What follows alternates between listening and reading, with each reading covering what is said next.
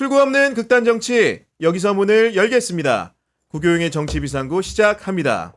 안녕하십니까, 구교영입니다. 뉴스토마토 보도에서 시작된 명태균 게이트가 세상에 알려진 지 벌써 2달이 넘었습니다. 김건희 여사의 공천 개입 의혹에서 시작된 사안은 여론 조작과 이권 개입 의혹으로까지 확대됐는데요. 대통령실의 기자회견으로 사태가 수습되지 않고 오히려 커지는 상황입니다. 오늘 토요 특별판에서는 지난 정부에서 대통령의 입력화를 하신 두 분을 모시고 이야기 나눠보도록 하겠습니다. 문재인 정부에서 청와대 대변인실에서 근무하신 김진욱 전 민주당 대변인, 청와대 국정홍보비서관을 지낸 윤재관 조국혁신당 전략기획부원장 나오셨습니다. 두 분 어서 오십시오. 네, 안녕하십니까. 두 분 사실 자주 보시는 관계죠? 잘하는 사이고요. 네. 예. 너무 친한 관계죠. 네. 함께 민주당에서 부대변인, 상근 부대변인 네. 했고. 늘 네. 해서 모임도 따로 있고요. 뭐. 더불어서 보태면 문재인 정부 청와대에서도 비슷한 업무를 하신 거 아닙니까? 사실상 네. 소통수석실에 같이 있었으니까요. 네. 같은 역할들을 많이 했고 또 서로 잘 알죠. 네. 눈빛만 봐도 아는 사이랄까. 당 대표에 입도하셨고 그 대통령의 입력활도 두 분이 각자 하신 거였는데 네. 최근에 요즘 보면은 윤석열 대통령 관련된 현안들이 많은데 네. 그때마다 뭔가 그 입장에 빙의해서 좀 생각도 해보실 것 같아요. 많이 하죠. 네. 자주 하죠. 주로 어떤 생각 주로 하십니까? 요즘 보면서. 참 못한다는 생각 많이 하죠. 우리 나라면 저렇게 안 했을 텐데 그런 얘기 많이 하고 특히 저는 이제 대변인실에 있었고 우리 그 비서관님께서는 이제 사적인 자리니까 비서관님이라고 안 해도 되나? 하여튼 우리 네. 비서관님께서는 국정 이 기획에 있었는데 아마 보는 시각은 다 비슷했을 것 같아요. 왜냐하면 대통령의 그 말씀이나 또는 대통령의 어떤 국정 과제들 이런 것들을 국민 여러분들께 어떻게 하면 더 잘 전달할 수 있을까라는 고민이 갔기 때문에 그 부분에 대해서는 늘 함께 고민했죠. 네. 부대변인 할 때요. 청와대 부대변인 할 때 이런 일들이 계속 벌어지면 브리핑하러 춘추관에 가기 싫어가지고요. 내가 당번인 날이 왜 이렇게 일이 많이 벌어지는 거야? 좀 평온한 날에 갔으면 좋겠다. 네. 갈 때마다 오늘은 좀 평온했으면 좋겠는데 갈 때마다 평온하진 않았습니다. 한 번도 아무 일이 없었던 날은 없고 늘 위기였고 어떻게 국민들께 그것을 설명하느냐에 따라서 확전이냐 아니면 일단락이냐 결정되는 전투의 현장이었거든요. 그래서 이제 마이크 앞에 딱 서면 이제 현안 질문을 하십시오. 그러면 별 질문들이 다 나오잖아요. 네. 예, 그때마다 생각되는 거는 딱 한 가지 생각입니다. 여기서 일단락할 수 있게 하려면 어떻게 해야 되나? 오늘의 나의 브리핑으로 우리 오늘의 청와대의 이야기로 계속 확전이 돼서 국정이 되게 혼란스럽고 어려워지면 어떻게 하느냐? 어떻게 일단락을 시킬 수 있느냐? 이걸 관점에서 준비하고 갔고요. 역시 또 하나 느낀 거는 우리 국민들이 정말 현명하신 분들인데 어떤 사건이 발생했냐를 가지고만 평가하시는 게 아니고 그 사건에 대해서 어떻게 대처하고 어떻게 진정성 있게 그 문제에 대해서 얘기하고 어떤 태도를 보이느냐 이 점에 대해서 더 높게 평가를 하신다. 그래서 어떤 문제가 발생했다 하더라도 정말 정신 바짝 차리고 우리가 국민들께서 원하시는 게 뭔지에 대해서 우리가 어떻게 할 건지를 잘 말씀드리면 일단락이 되더라고요. 그래서 근데 그런 관점에서 보면 지금 윤석열 용산의 여러 브리핑이라든가 뭐 이런 내용들을 보면 조금 그 사투리 비슷한데요. 얼척 없죠. 얼척 없어요. 어처구니 없다라는 표현 가지고 좀 부족하다고 싶어서 제가 얼척 없다라는 사투리까지 쓸 수밖에 없는 것 같은데 진짜 어처구니 없습니다. 아니 특히나 이번 주 목요일에 대국민 담화나 기자회견 같은 경우에는 보수 언론에서도 어떻게 국민들이 좀 마지막 기회라는 표현을 썼는데 그 기회를 결과론적으로 보면은 잘 못 살린 것 같거든요. 못 살린 정도가 아니라 냅다 걷어 차버린 거죠. 지금 대통령실에서 쉽게 얘기하면 단계가 있는 거잖아요. 맨 밑에 부대변인, 그러니까 언론을 접촉하는 네. 부대변인, 그 위에 대변인, 그 위에 소통수석, 지금은 이제 홍보수석이라고 하나요? 그리고 나서 그 위에가 비서실장, 그리고 마지막이 대통령이잖아요. 그럼 대통령이 직접 나섰다면 좀 전에 말씀 주셨습니다만 이게 더 커지는 사안이 아니라 커졌던 사안도 작게 오므리게 만들어야 되는 거예요. 진화를 해야 된다. 진화를 해야 되는 거예요. 네. 근데 그 대통령께서 그 기자회견에서 보여준 모습은 진화가 아니라 기름을 냅다 한 바가지를 퍼껴 얹은, 그래서 불을 아주 그냥 활활 타오르게 만든 그런 기자회견이었다라는 걸 보면 대통령께서 직접 나섰지 않았는 게 오히려 더 진화가 쉬웠지 않았을까, 그런 생각이 들죠. 그리고 대통령이 담화나 기자회견을 할 정도면 대통령실의 준비도 굉장히 오랜 기간 착착할 것 같은데 그 이번에 보면은 자유질의응답을 전제로 하긴 했지만은 예행 연습 같은 거 하지 않습니까, 윤재건 원장님? 똑같은 시점에 제가 그때 홍보기획 비서관실에서 대통령의 그 국민과의 대화를 기획한 적이 있었거든요. 똑같은 시점입니다. 네. 임기를 반환점을 앞두고 그때 이제 시나리오 없고 대본 없고 사전 각본 없이 한다라는 원칙을 표명을 했고 실제로 지켰죠. 근데 오늘 보니까 그건 또 아닌 것 같아요. 그러니까 그 뭐 아무것도 없이 하겠다, 뭐 끝장 토론을 하겠다고 하는데 대통령이 끝장을 냈잖아요. 예, 나 목 아프다고. 네. 예, 반말하면서 나 목 아픈데 계속 해야 되나 이런 식으로 계속하면서 빨리 끝내라고 정용을 하잖아요. 빨리 끝낼 수 있는 대상은 현장에 국민을 대신해서 나와 있는 현장 취재 기자들이 더 이상의 질문이 없을 때까지 하는 게 끝장인 그렇죠. 거지. 네. 그 질문을 받는 사람이 나 목 아픈데 좀 끝내지 이렇게 얘기하는 그런 뉘앙스로 얘기하면서 끝을 내는 거는 자기의 말을 자기 스스로 안 지키는 네. 뿐만 아니고 국민에 대한 배신인 거죠. 근데 지금 오늘 뭐 여러 가지 얘기도 많이 있습니다만 당일 그 기자회견이 있었던 당일에 국민들의 생각은 이거 같아요. 대국민 담화를 하라고 했더니 그 결과가 온 국민 담이 와 버렸네. 온 국민 담화. 아니 얘기를 듣고 있으면 아까 말씀하신 좀 진화가 좀 되거나 국민들이 그래 대통령도 네. 어렵지. 그래 저 대통령도 사람인데 이런 생각을 해야 되는데 저의 뭐래니? 이런 분위기잖아요. 이게 국민들의 가장 기본적인 그 이해심마저도 그냥 다 불태워버린 네. 그런 온 국민이 담이 와버리는 이런 상황까지 벌어지지 않았나 싶었는데 그 뭐 7년 전에 또 이것도 뭐 제가 문재인 정부 출신이기 때문에 자화자찬이라고 하는 분도 계실지 모르겠어요. 그러나 7년 전에 똑같은 일정을 했습니다만 그리고 나서 지지율이 올랐고 여러 가지 국민들께서 오해하셨던 부분 그리고 불편하셨던 부분들이 일부 해소돼서 다시 국정 동력이 살아났고 그 국정 동력이 살아난 덕분에 네. 미중유의 위기 상황인 코로나가 왔을 때 정부가 리더십을 발휘할 수 있는 기반이 됐던 겁니다. 2019년 11월인데 11월. 네. 그 후로 2달 만에 코로나가 왔잖아요.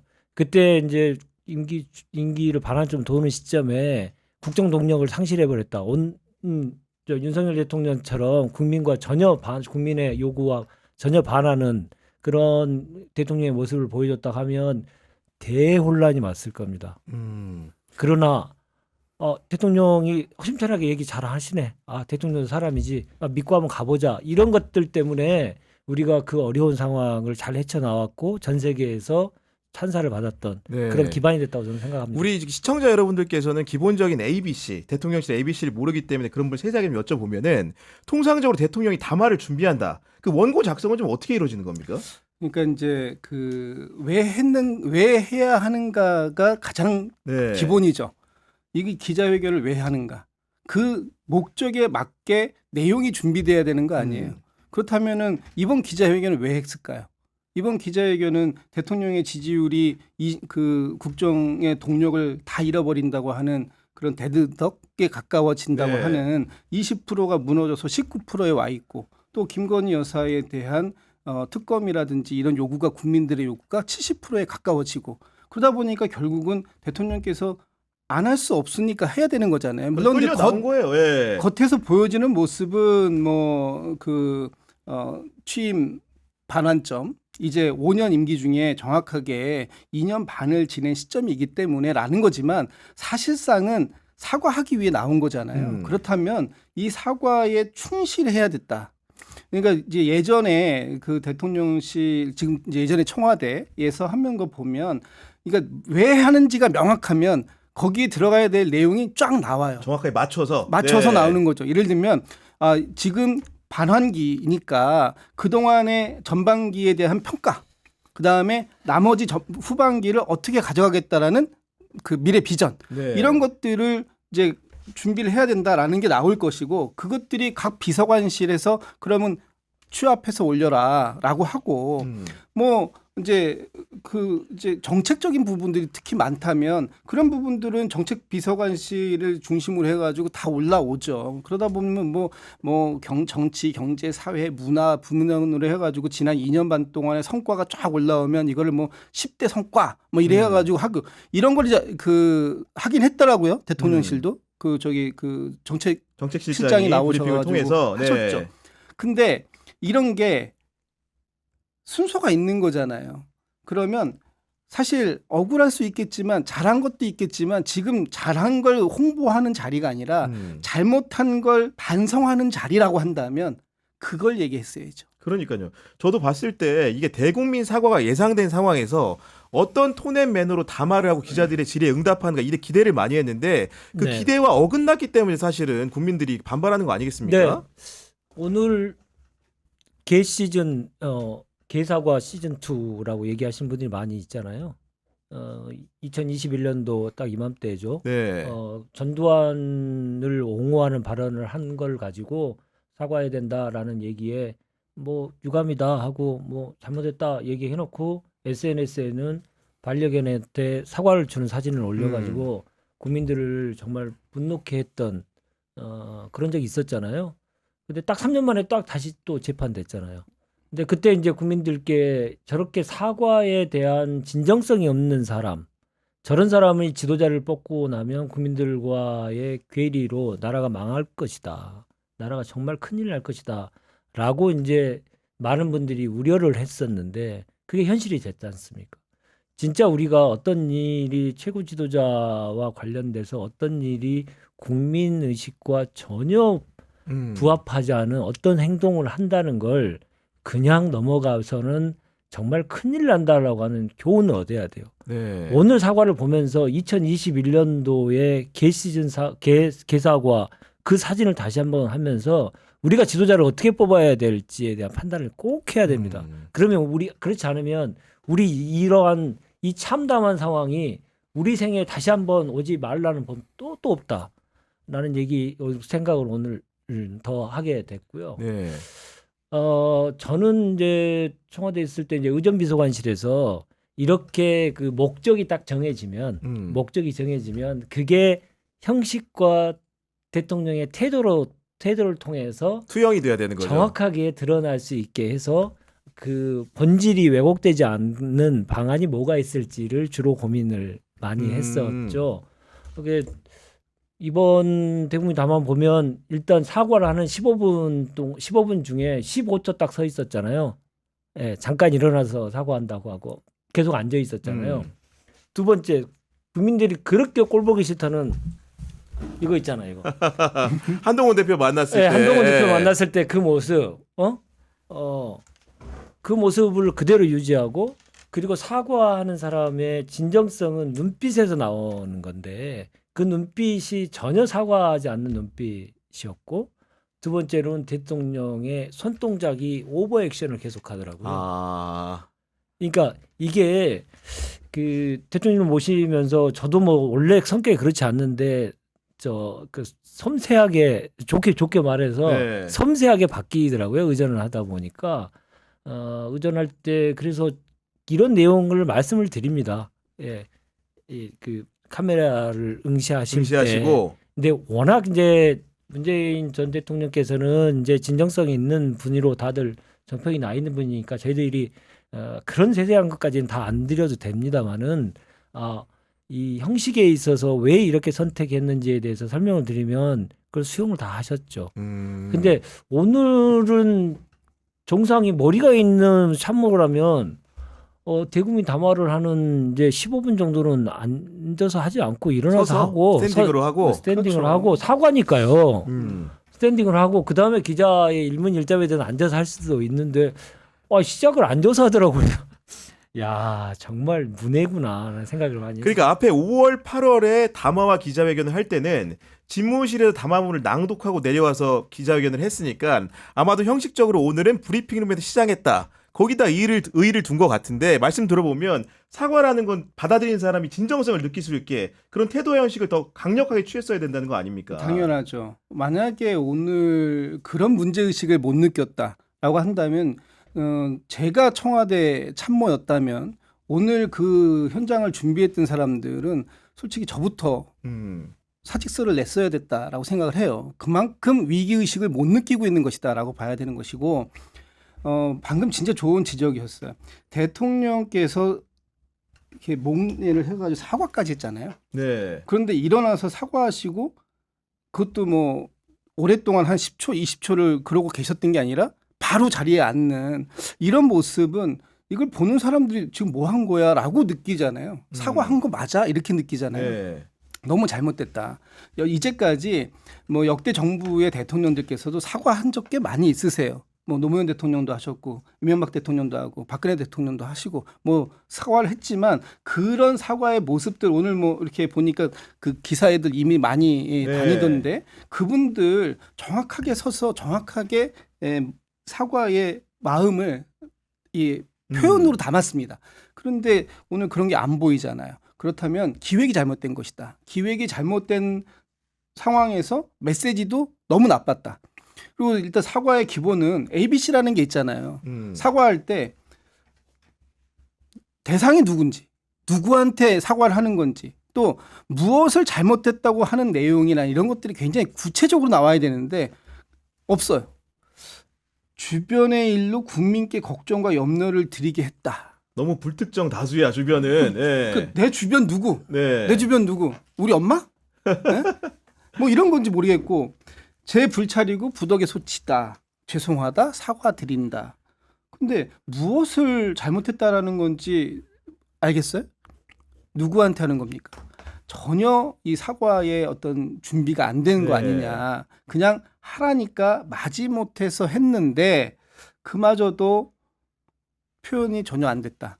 아니 그리고 담화문의 그런 내용들이라는 건 활자화된 거기 때문에 우리 참모들하고 독해도 여러 번 하는 거 아닙니까, 원장님? 당연하죠. 예, 당연하고 이 표현이 지적이 안 나왔을까요? 당연히 나왔을 텐데 눈이 제가 여러 차례 저는 뭐 다른 곳에서 얘기했습니다만은 참모의 그릇은 지도자의 그릇에 달려 있습니다. 지도자가 얼마나 용인해주고 그것을 품어주느냐에 따라서 참모가 충원을 할 수 있는 범위가 결정이 됩니다.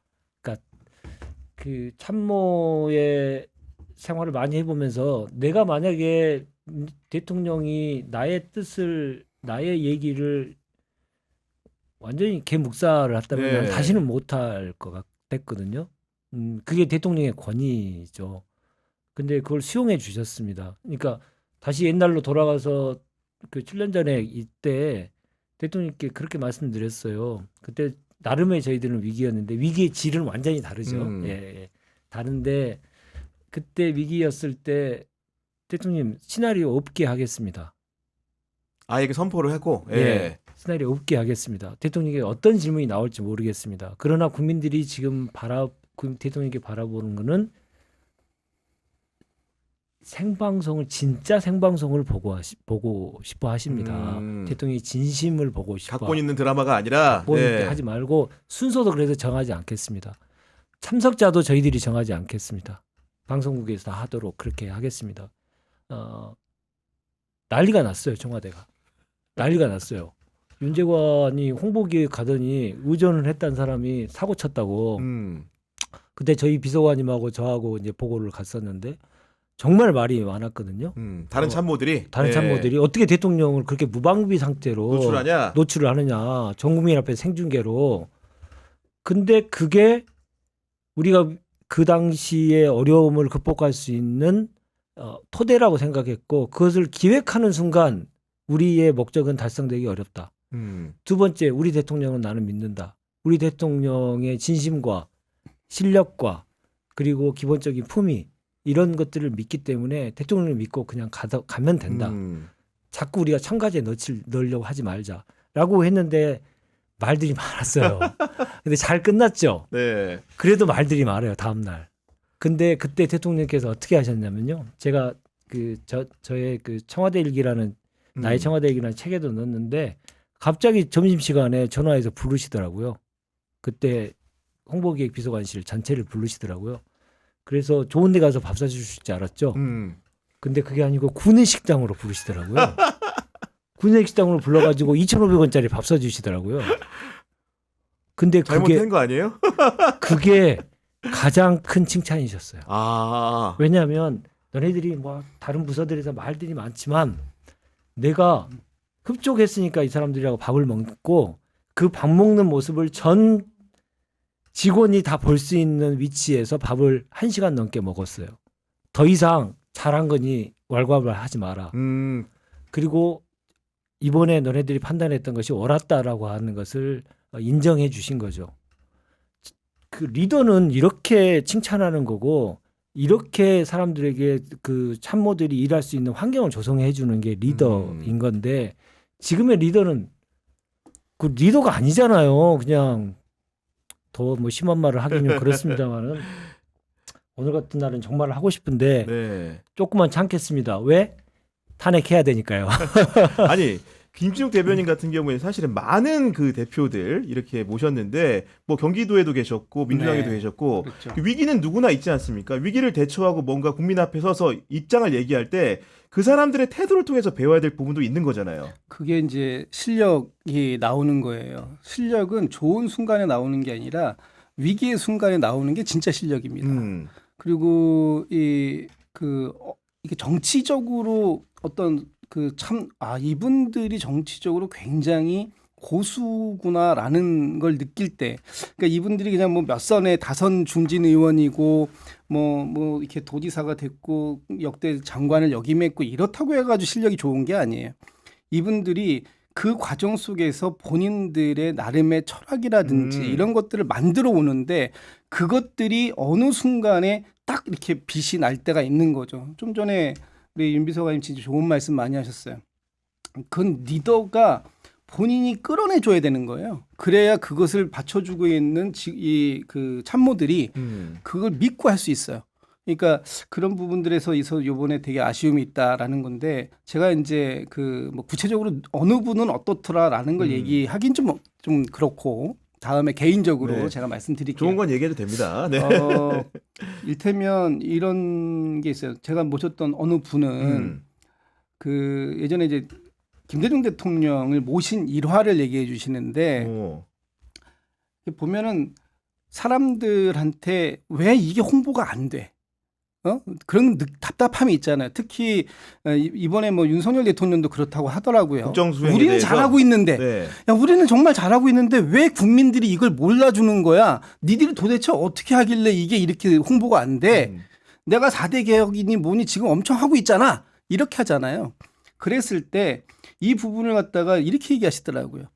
아니 정말로 이걸 어떻게 해결합니까? 그랬더니 사람들은 다 저쪽 방향을 보고 있는데 그 사람들 뒤에 서서 여기요, 여기서 사람이 얘기하고 있어요. 여길 좀 봐주세요. 이렇게 얘기하면 되겠냐는 거예요.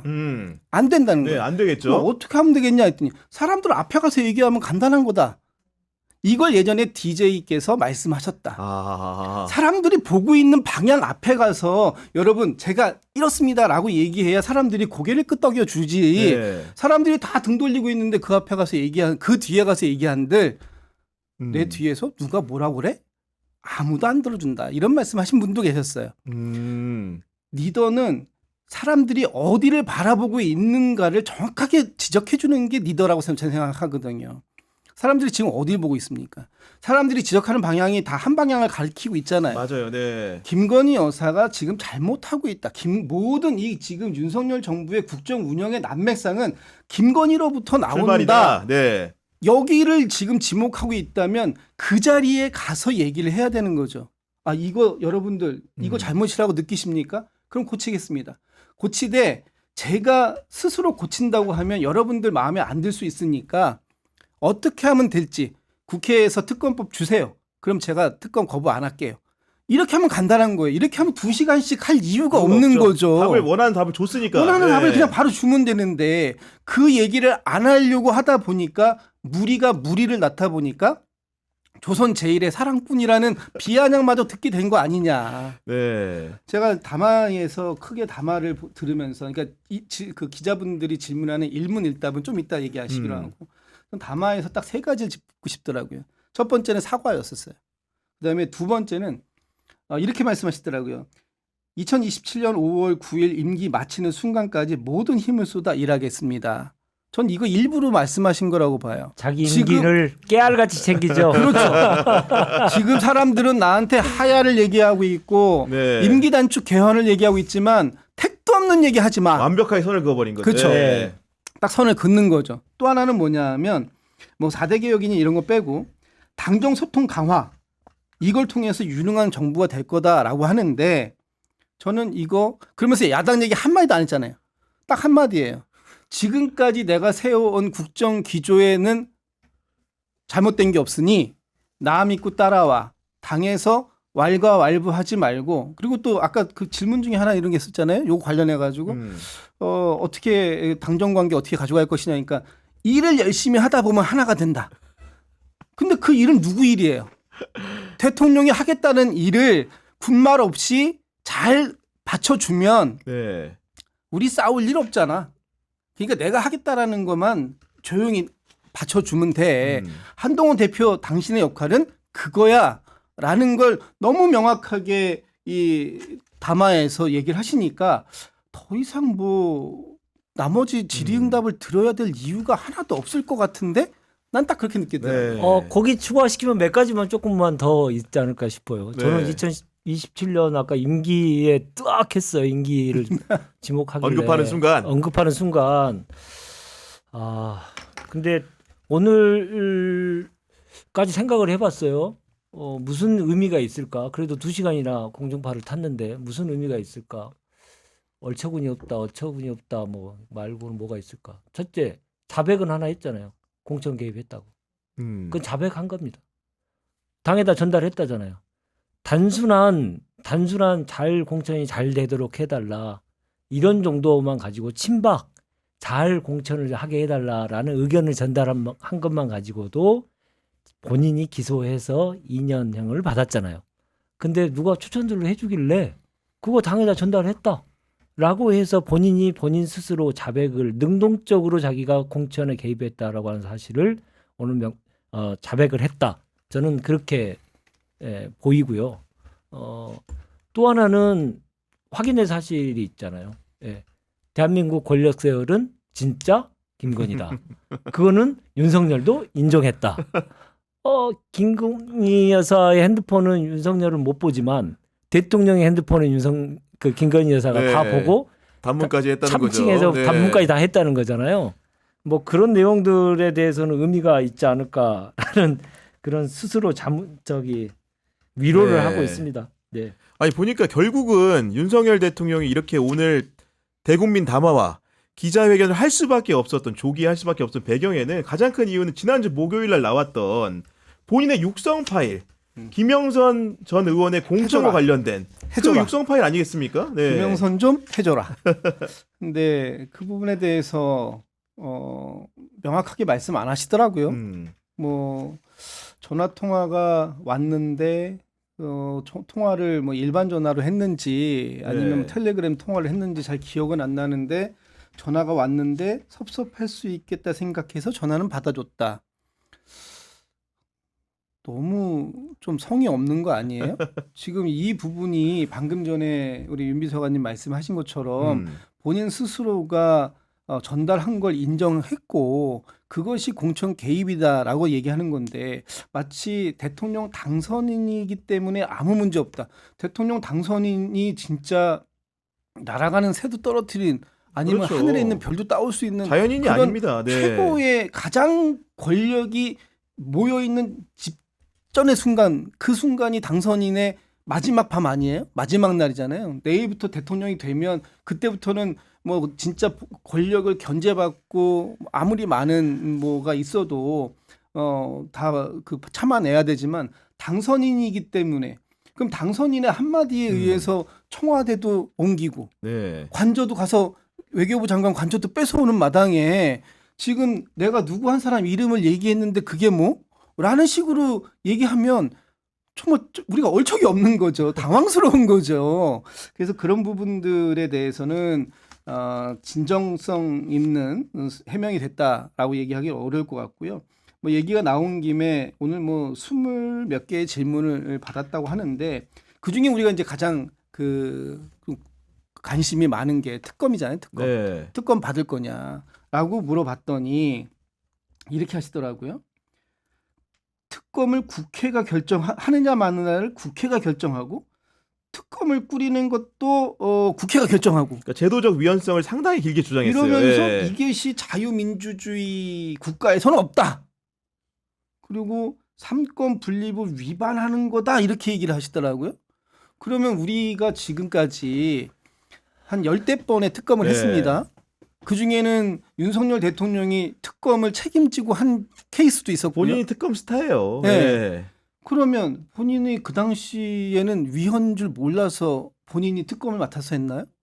그러면 우리는 그동안 20몇 년 동안 이 10대 번의 특검을 하면서 계속해서 위헌을 저질러 왔단 말인가요? 그리고 또 하나는 특검법이 그 통과가 되면 국회가 특검을 구성합니까? 아니잖아요. 국회는 법을 통과시키는 거고 그 이후에는 어디까지나 행정부가 그 모든 인력을 구성하는 거잖아요.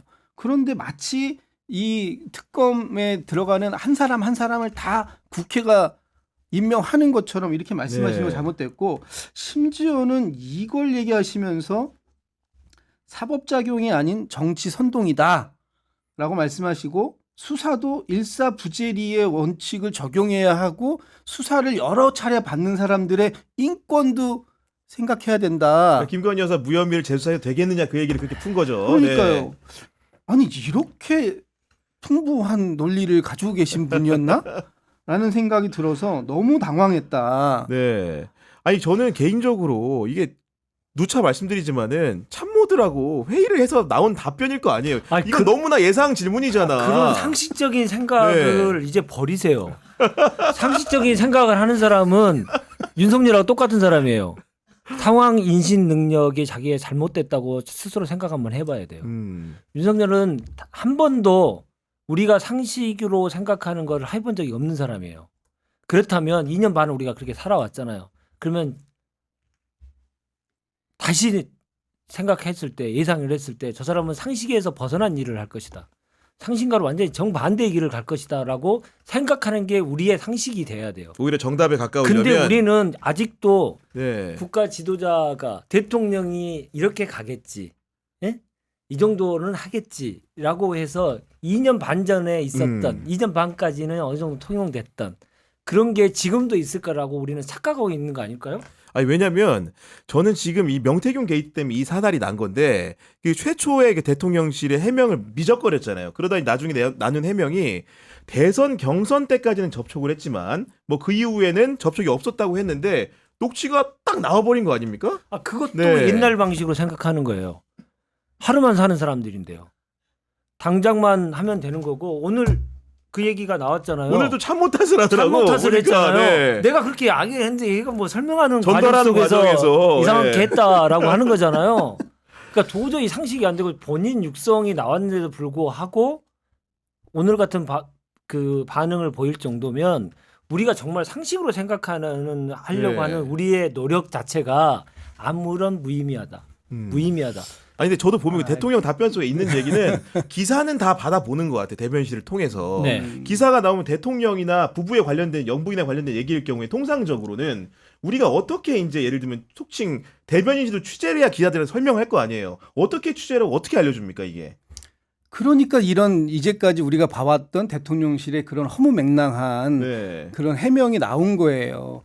이제 그 우리 청와대 얘기를 잠깐 네. 해보면 만약에 청와대에 우리가 근무를 하고 있는데 이런 상황이 녹취가 터져요. 나왔어. 예. 이런 상황이 터져요. 그러면 비상이 걸리겠죠. 그럼 제일 먼저 하는 게 뭐냐? 팩트가 뭔지를 일단 확인을 해야 돼요. 이 팩트 확인이 안 된 상태에서 대응하면 네. 그 다음부터는 모든 대응이 엉키고 꼬이고 무너지죠. 무너지기 네. 때문에 가장 중요한 건 팩트를 확인하는 겁니다. 그래서 대통령님 이게 지금 이런 게 나오는데 당신이 몇 번 만났습니까?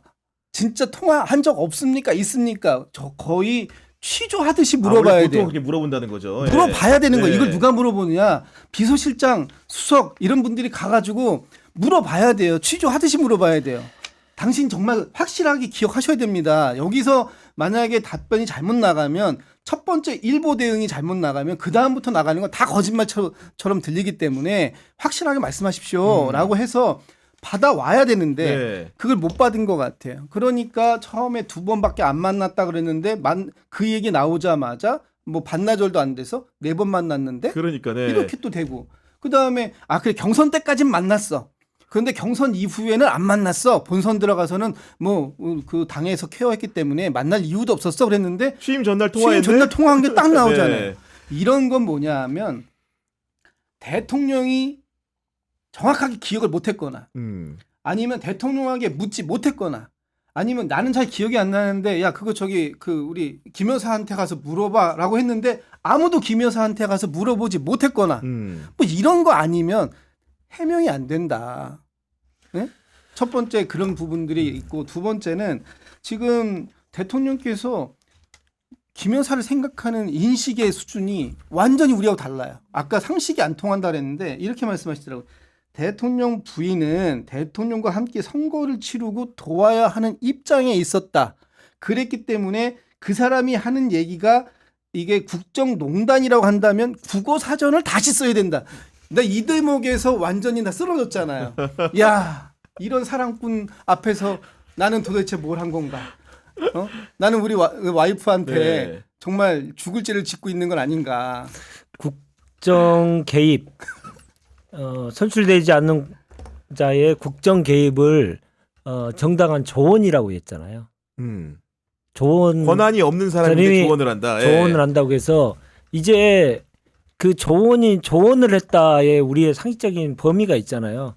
이거 잘 하시도록 그 잘 이끌어주는 역할 정도인데 국정 개입을 분명하게 한 사례 하나만 나오면 이제 완전히 게임이 끝나는 상황을 오늘 스스로 만든 거죠. 그러니까 이게 조언의 범위냐, 김건희 여사의 활동 범위가 이게 조언의 역할이냐, 아니면 그 밖을 벗어났느냐, 이거에 대한 판단 기준을 국민들이 다 가지고 계실 텐데 네. 거기에 그 오늘 판단 기준을 정확하게 정했어요. 조언이냐 아니냐예요. 이제 그동안 있었던 일들이 조언의 범위에 해당되느냐 그렇게 아니냐. 주장하고 있는 거죠. 그렇게 예. 주장하고 있는데 다들 조언이 아닌 범위 내에서 범위를 바깥에서 했다라고 다들 생각하고 있고 그러한 증거들이 이제 쏟아져 나올 겁니다. 예, 그런 상황이 되지 않을까 생각이 들고 저는 오늘 보면서 저 개인적으로 이제 의존했을 때를 생각해 보니까 좀 또 뜨악했던 것 중에 하나는 자기의 개인 폰을 아직까지도 들고 있다는 사실을 자백했지 않습니까? 대통령은 임기가 딱 시작할 때부터 개인이라는 건 없어요. 대통령 한마디 한마디가 미치는 파장이 워낙 크기 있고 그게 각 다른 나라들에서 정보기관들에서 그것을 캐치하기 위해서 수많은 첩보전을 하고 정보전을 하는 대상이 된 거잖아요. 그러니까 개인의 영역이라고 하는 건 사실은 없는 거예요. 그래서 대통령의 그 통화는 비화폰으로 다 합니다. 그리고 대통령이 어디로 이동을 하시면 경호처에서 통신에서 가서 대통령의 통신이 끊어지지 않도록 하는 유지를 하고 하는 그 소위 말하는 공사를 하고 그 작업을 하죠. 대통령 딱 도착하시면 바로 또 통화를 할 수 있게 이렇게 네. 하는 겁니다. 개인 폰을 내가 기억이 잘 안 난다. 정확하게 얘기해 주셔야 됩니다. 라고 얘기를 하겠지만 사람의 기억이라고 하는 게 사실은 편집돼 있을 가능성도 매우 크고 그래서 아직 기억할 일 자체를 만들지 말아야 되는 거예요. 네. 대통령은 최대한 기억하려고 하는 일, 꼭 기억을 해야 되는 이상한 개인적인 사적인 영역들을 스스로 그 공간을 만들어 놓으면 자기가 그 함정에 빠져서 죽습니다. 네. 그 많은 일을 하면서 자기가 어떻게 개인적인 일을 다 기억을 하겠어요. 근데 사람들은 기억을 하라고 하잖아요. 그리고 그 개인적 영역을 만들지 마라고 하는 게 국민의 요구이고 임기 기간만큼은 그런데 그걸 번호가 아까워서 지금까지도 가지고 있다잖아요. 아니 여론을 많이 듣는데 도움이 된다잖아요.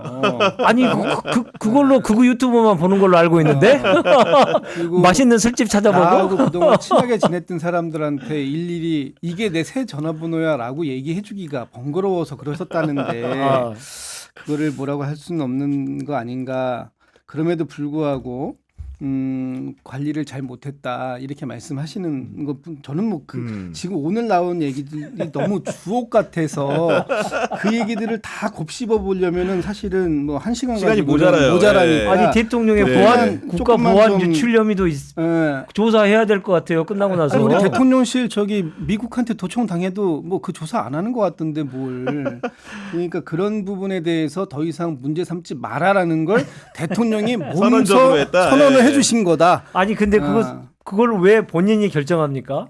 그러니까 참 답답한 일이죠. 아니 우리 국민들이 어쨌든 간에 이 시국까지 오게 된 거는 기본적으로 김건희 여사 영부인의 역할에 대한 그런 궁금증과 의문이었어요. 그러니까 두 분은 다 이제 청와대 근무하셨으니까 원장님 같은 경우에는 의전 비서관도 하셨잖아요.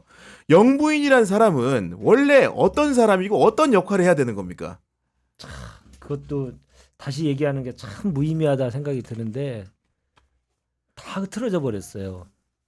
다 흐트러져 버려서 바로 세우기 위한 노력이 정말 쉽지 않겠다라는 생각을 하는데 일단 어디까지가 통용될 수 있느냐에 대한 사회적인 통념이 그 전에 있었던 게 다 깨져버려서 다시 정립해야 됩니다.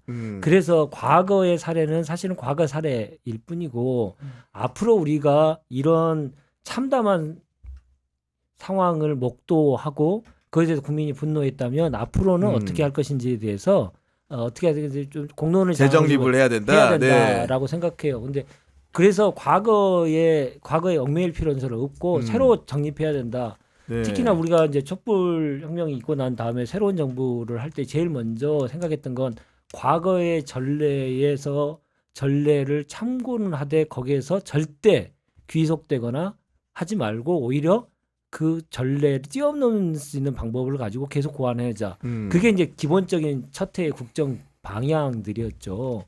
앞으로 우리가 새 정부가 들어선다면 대통령 배우자는 어떻게 해야 되느냐? 이것도 진짜 과거의 전례 따져보지 말고요. 진짜 네. 우리가 만들고자 하는 배우자 상은 뭔지를 가지고 딱 만드는 게 훨씬 더 네. 네. 지혜롭다 저는 아니 그래 생각합니다. 마무리 하나 여쭤보면은 뭐냐면 우리 국민들이 놀라는 장면 중에 하나가 뭔가 김건희 여사 의혹이 증폭되고 있을 때 마포대교 가서 이제 관련된 사진을 공개하고 자료를 냈잖아요. 그렇죠. 이게 보통 영부인에 대한 자료들은 어떤 개선을 거쳐서 어떤 컨펌을 받아서 나오게 되는 겁니까 이게? 그러니까 이제 그 청와대에서도 공식 활동이 있고, 그러니까 비공식 활동이 있고, 비공식 활동도 사후 공개라는 게 있어요. 그러니까 나중에 행사가 진행될 당시에는 공개되지 않고 있다가 행사가 다 끝나고 난 이후에 사후에 사후 공개하는 네. 그런 그 방식이 있잖아요.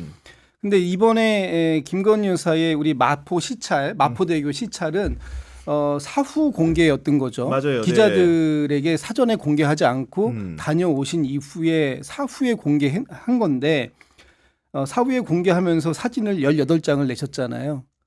그 사진들이 소위 우리가 그 현지 지도 같은 그런 느낌의 사진들을 냈던 거고.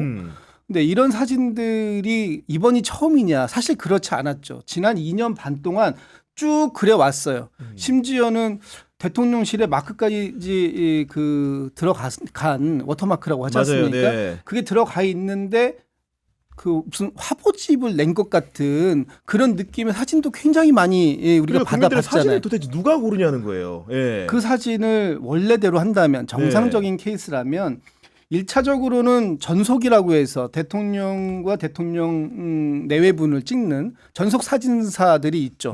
이 사람들이 기본적으로 찍고 이것을 전속 팀장이 기본 뭐 수백 장을 찍을 테니까 그 중에 오늘 행사와 가장 관련성이 높고 잘 전달되는 그런 어떤 이미지, 그다음에 뭐 예를 들면은 뭐 눈빛도 있을 수 있고 어떤 뭐 그 이 공간도 있을 수 있고 네. 있잖아요.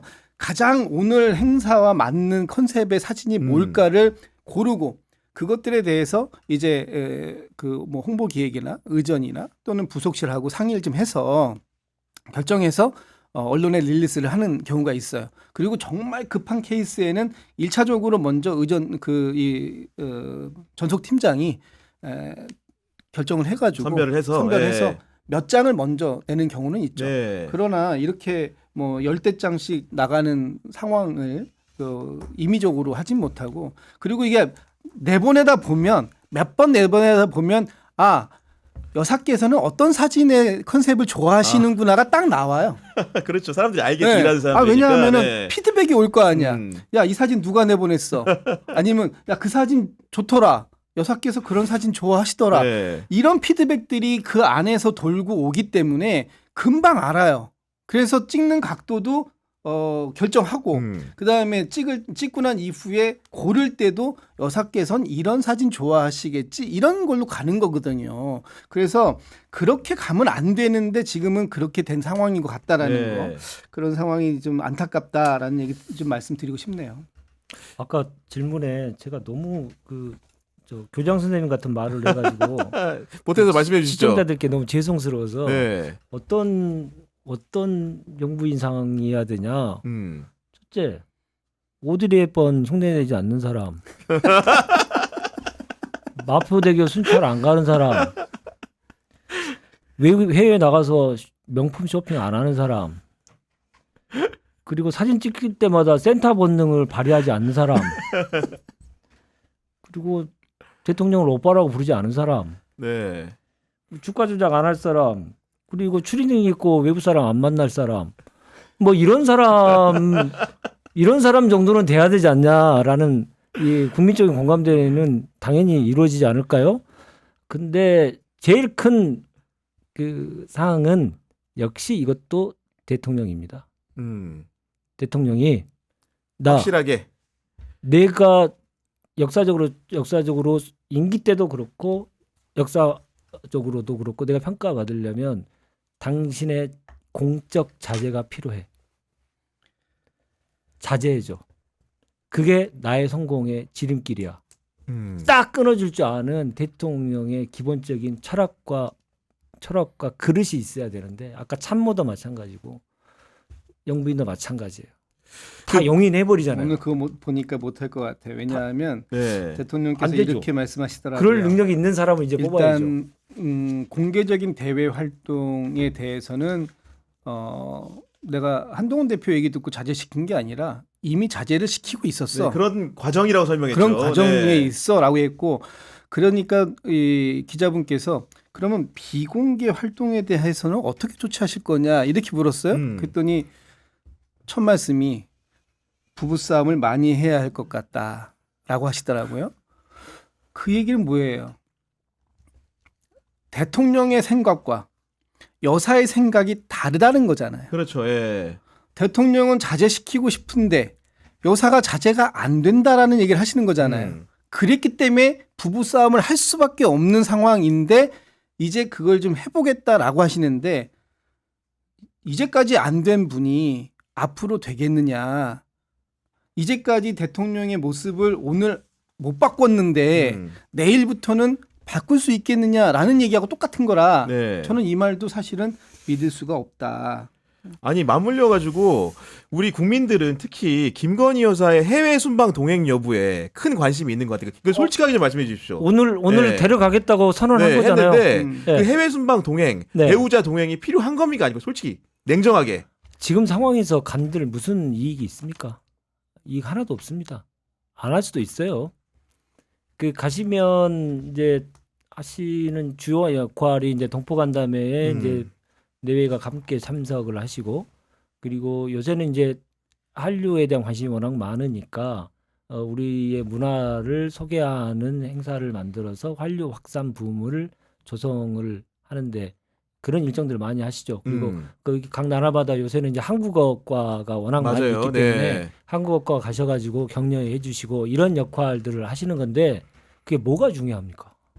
국민적 솔직히. 요구가 지금 빗발치는데 상황에서 뭐가 중요합니까? 그게 네. 거기 가면 이렇게 외신이 그렇게 나올 거예요. 국민의 최고의 지탄을 받고 있거나 받고 있는 와서 그렇게 받고 있는 영부인이 와서 또 여기서 무슨 일이 벌어지지 않을까 우리도 걱정하고 있다라는 기사부터 나오기 시작할 오히려 거예요. 감정 요인이기 때문에 예, 거기서 그 정상회담을 잘 되게 만드는데 거기서 방해가 될까봐 우려스럽다는 얘기부터 먼저 나오기 시작할 겁니다.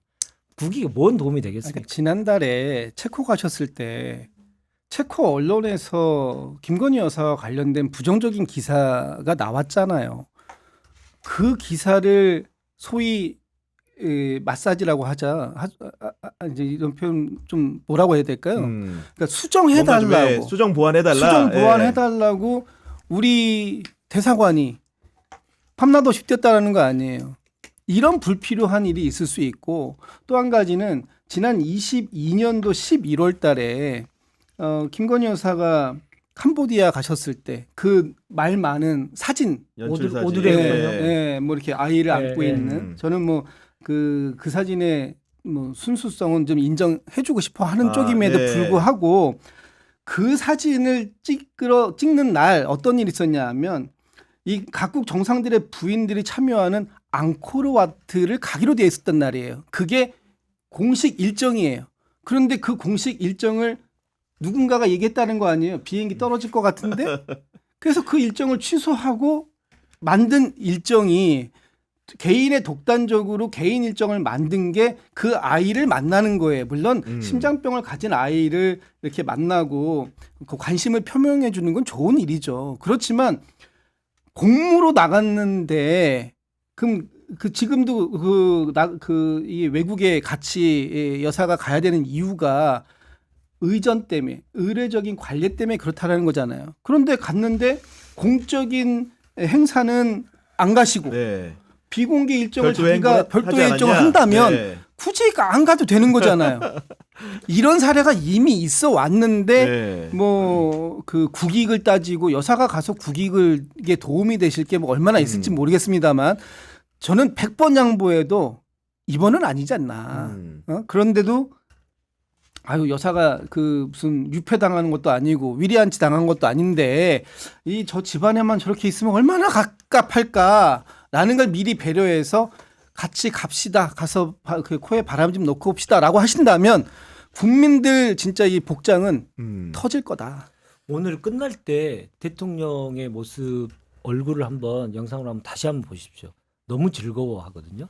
딱 끝난 종료 네, 이후에 네, 종료 시점에 뿌듯해하시더라고요. 이렇게 생각하시는 것 같아요. 이제 내 숙제 다 했고 하라는 거 뭐 하기 싫었는데 사태가 하라는 거 해결됐다. 끝냈고 이제 곧 비행기 타겠구나. 비행기 타고 가야지. 영빈이랑 같이 가야지. 이런 생각으로 아주 즐거운 사랑꾼. 모습을 보면서 정말 처참했다는 말씀드리고 이제 시간이 얼마 안 남았으니까 이 얘기를 한번 해보면 어떨까요? 정말 온 대통령의 2시간의 그 모습을 보면서 저는 본질적으로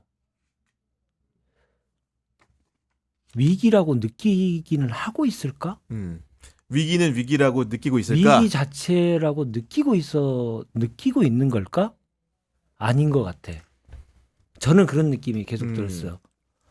위기 아니고 남들은 다 전국의 분수령이다. 탄핵 열차가 더 속도를 내느냐 안 내느냐 오늘에 달려 있다고 하면서 모든 사람은 그걸로 봤지만 정작 기자회견을 했던 대통령은 전혀 위기의식이 없었다. 그러면 왜 위기의식이 없었을까? 위기라고 생각하지 않았을까? 자, 그래. 8개만 안 넘어가면 돼. 200석 안 넘잖아. 여기 108개인데 국회의원 108명인데 자 한동훈 그 기본적으로 쫄보야. 8개 못 만들어낼 거야. 특검까지는 안 될 거야. 예. 특검까지 안 될 거야. 특검 안 되면 나 탄핵도 안 되는 거고 뭐 임기단축 개헌도 안 될 거고 다 안 될 거야. 그러니 나 2027년까지 5월 9일까지 할 수 있는 거야. 이런 생각을 하고 하는 거 아닐까. 그러니까 국회의원도 봐라. 국회의원들이 누가 지금 야당에 동조를 하겠느냐. 국민의 의사에 동조를 하겠느냐. 국회의원 선거가 3년 반이나 남았어요. 라고 생각하는 것 같고요. 그러니까 빨리 이 뭔가를 판단해야 될 이유가 없다고 생각하는 것 같고요. 두 번째로는 다른 생각을 하는 순간 무조건 배신자라고 낙인이 찍어서 그 사람의 정치 생명을 끝나는 거를 유승민 통해서 다 봤으니 지금 봐서는 어떠한 구조 하에서든 200개를 확보하기는 200석을 확보하기는 어려우니 할 때면 해봐. 마음대로 해봐. 나는 내 마음대로 할 테니까. 이걸 선언하는 날이다. 네. 그래서 본인은 위기가 아니다라고 하는 것 상황 인식을 얘기한 건 아닐까. 근데 라는 생각이 좀 강합니다. 이런 구조화된 상황 인식에 대해서 바라보는 국민은 복장 터지는 거 아닙니까? 그럼 이 부분을 이 난국을 어떻게 타개할 수 있는 것인가? 정치권에서 야당의 역할, 시민사 역할 무엇인가 이런 요구를 받지 않습니까? 정말 어려운 일이에요. 대통령의 저런 무모한 자신감 이런 부분들에 대해서 지금 국민들께서는 준엄히 꾸짖고 계시거든요. 그게 지지율인데 그 지지율을 바라보는 대통령의 인식이 좀 더 잘하라는 격려의 의미도 있다. 이렇게 바라보시니까 야, 이분한테는 더 이상 어떻게 얘기를 해야 될까? 네. 그러면 말로 하다 안 되면 이제 우리가 이제 그런 단계가 있잖아요. 말로 하다 안 되면 뭐 매를 들고 매를 들어도 안 되면 뭐 집을 내쫓고 이런 방식이 이제 일반적이었는데 사실 그것도 이제는 하면 안 되는 방식 중에 하나예요. 네. 그러니까 결국은 말로서 설득하고 이게 태도를 바꾸게끔 만들어야 되는데 이제 우리 정치권에는 오은영 박사님 같은 분이 안 계시니까 문제인데 결국은 국민들이 또 나설 수밖에 없는 게 아닌가. 그런데 저는 좀 전에 그 우리 윤 비서관님께서는 한동훈 대표가 쫄보다. 또 그 국민의힘의 의원들이 절대 야당에 협조하지 않을 것이다. 저는 그렇게 보지 않습니다. 이제 이번 기자회견을 계기로 기점으로 해서 달라진 분위기가 네. 국민의힘에는 사실상의 분화가 가속화될 거다라고 네. 보여지고요. 그 가속화는 물론 이제 이 겉으로 보여지는 건 아마 한동훈 계를 중심으로 해서 보여지겠지만 국민의힘에서 친윤도 친한도 아닌 제3의 세력 관망파가 제1파입니다. 제일 많아요. 그 관망파들이 아마도 움직일 이제 것이다. 움직이기 시작할 것이다. 네. 어느 방향으로? 국민들이 서 있는 방향으로. 아까 제가 그래서 그 말씀 드린 거예요. 그 앞에서 얘기하라고 국민들이 하는 게. 서 있는 방향 앞에 가서 얘기하지 않으면 이제 본인들이 도태될 수밖에 없다라는 네. 걸 느낄 것이다. 그런 부분을 저는 이것이 역사에서 그동안 우리가 봐왔던 도도히 흐르는 네. 역사를 본인이 아무리 저항하고 막는다 하더라도 그 부분은 막을 수 없을 것이다라고 보여지죠. 참 저 말씀에 이 현실이 되기를 정말로 바라고요. 근데 우리가 간과하지 말아야 될 것들은 몇 가지 있는 것 같아요. 2016년에 그 당시에 여당의 의석 분포와 지금의 의석 분포는 매우 다릅니다. 그때는 일부는 수도권도 있었고요. 그리고 소장파로 불리는 사람들도 좀 있었어요. 근데 지금은 국힘 고정 지지층이 밀집해 있는 지역에 있는 의원들밖에 없어요. 그리고 아까 말씀드렸던 임기가 상당히 많이 남아 있고, 네. 그래서 움직이는데 16년에 비해서 많이 어려운 구조가 있다라고 하는 걸 우리가 염두에 두면서 정말 전략을 잘 세워야 되겠다라는 생각을 정말 많이 하게 됩니다. 특히나 한동훈 대표가 쫄보라고 제가 표현했는데 그만큼 그때 김무성 대표처럼 한번 치고 나가겠다라고 생각하고 유승민 의원처럼 한번 같이 갑시다라고 할 만큼의 정치적 리더십이 없다는 건 다 알고 있지 않습니까? 그렇게 정치적으로 잘못 나갔다가는 다 죽는다는 거를 한번 목도했기 때문에 상당히 쉽지 않은 게임이 네. 될 것이다. 그 정도를 가지고 우리가 윤석열 대통령, 김건희 여사에 대한 이 비판하는 만큼 국민의 요구를 수용하지 않는 지금 국힘 의원들의 이 잔악상을 정말 국민들을 정말 극단을 몰고 있는 건 사실은 이 상황이 됐는데도 결단하지 않는 국민의힘 의원들이 더 큰 문제라가 아닌가 생각이 들 정도입니다. 그렇게 해서 그분들의 이 압박을 우리가 정말 열심히 해야겠다. 압박이 아니고 진짜 그 사람들이 해야 될 일을 정확히 뭔지를 알려줘야겠죠. 해야 되겠다 생각이 들고 이런 생각이 들었어요. 만약에 대통령 임기를 단축하는 개헌을 한다면 임기 단축 개헌한다면 지금 22대 국회의원 임기도 같이 낮춰야 된다.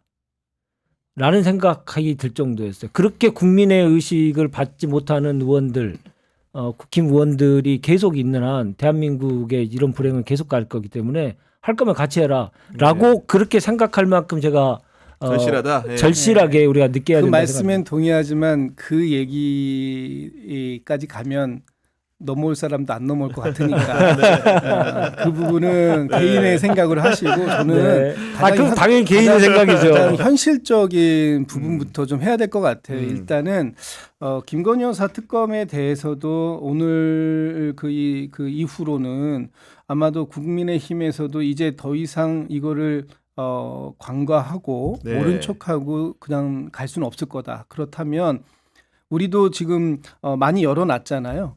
그러니까 국민의힘에서도 받을 수 있는 뭐 제3자 추천의 특검 방식이라든지 어쨌든 그런 부분들을 지속적으로 좀 던지면서 압박하고 또 장 외에서는 국민들께 지금 대통령의 그 인식을 바꿀 수 있는 건 역시 국민들밖에 없다라는 걸 보여줘야 되지 않을까. 예전에 그 이명박 대통령은 광화문의 촛불을 그 청와대 뒷산에 올라가셔서 보시면서 마음을 좀 그 바꿨다라는 얘기도 있던데 아마 용산에서도 볼 수 있는 그런 촛불들이 좀 거세게 일어나야 되지 않을까 뭐 그런 생각해 봅니다. 일관되게 저는 인식은 절대 안 바뀐다.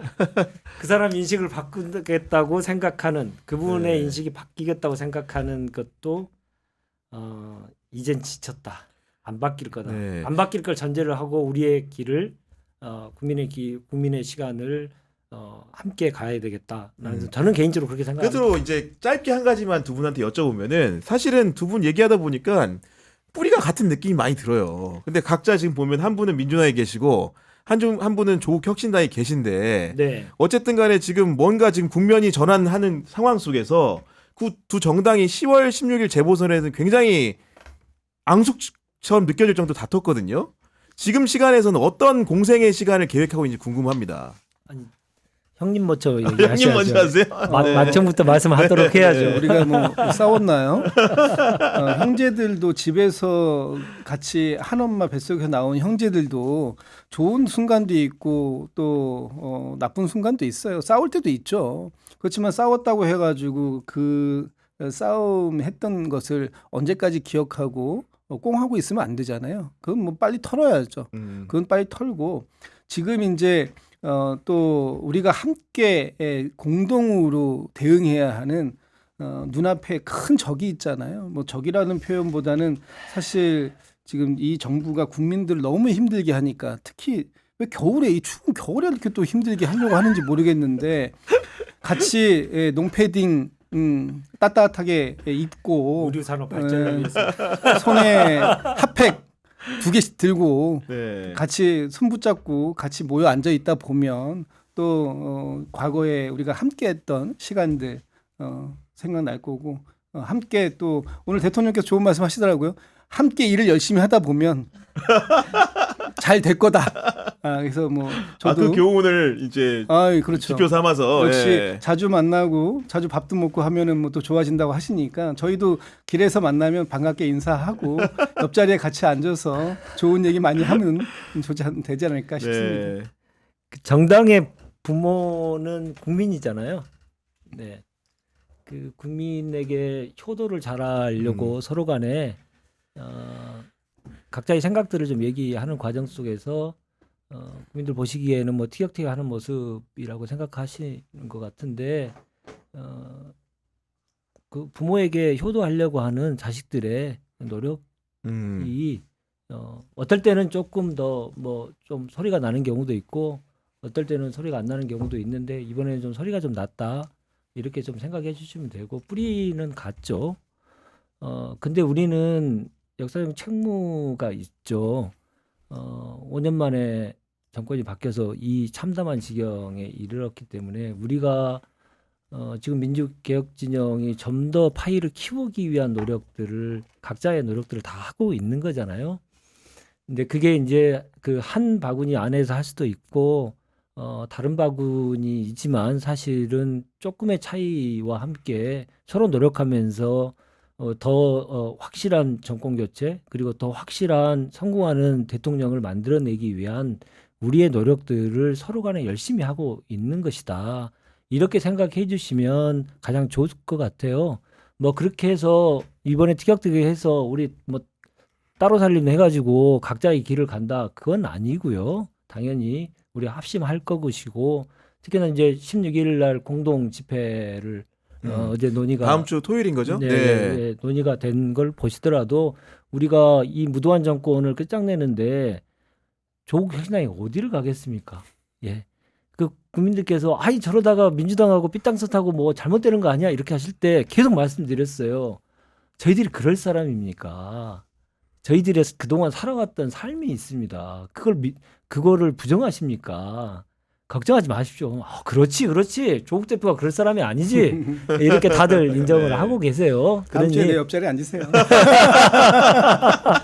그러나 꼭 우리 서로 효도하기 네. 위해서 서로 노력하고 있다는 사실을 네. 시청자 여러분께서 좀 알아주셨으면 좋겠다 생각입니다. 네, 알겠습니다.